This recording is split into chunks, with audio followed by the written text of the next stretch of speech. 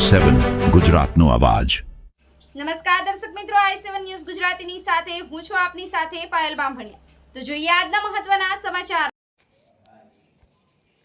દાહોદ જિલ્લા સિંગવડ તાલુકામાં અગારા ગામે ગાય આધારિત પ્રાકૃતિક ખેતી કરતા ખેડૂતો દ્વારા જીવામૃત બનાવવાની રીત તેના ફાયદા વિશે માહિતી આપવામાં આવી।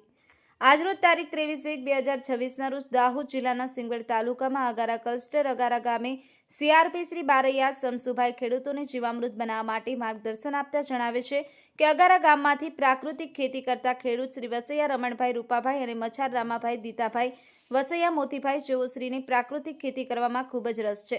જેઓ શ્રી 2021થી પ્રાકૃતિક ખેતી કરતા આવ્યા છે। દેશી ગાય આધારિત ખેતી કરતા ખેડૂતોને માર્ગદર્શન આપવામાં આવી।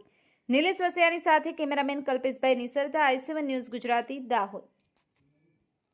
દાહોદ જિલ્લાના સિંગવડ તાલુકામાં અગારા ગામે ઉપસ્થિત છે અને ત્યાં ખેડૂતો ગાય આધારિત ખેતી કરી રહ્યા છે, પ્રાકૃતિક ખેતી। તો તેમને જીવામૃત બનાવે છે અને કઈ રીતે બનાવે છે અને એના શું ફાયદા છે તેના વિશે આપણે ત્યાં ઉપસ્થિત ખેડૂતો જોડેથી જાણવાની કોશિશ કરીએ।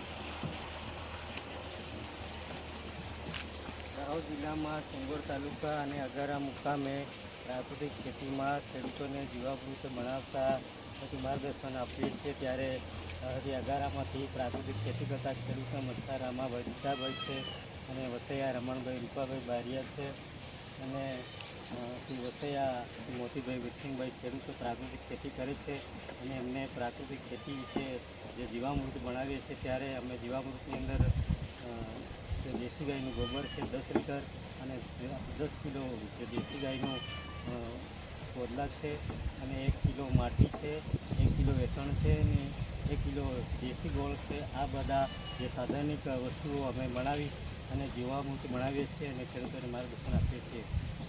તો આના જીવામૃતથી કયા કયા ફાયદાઓ થાય છે ખેતીમાં?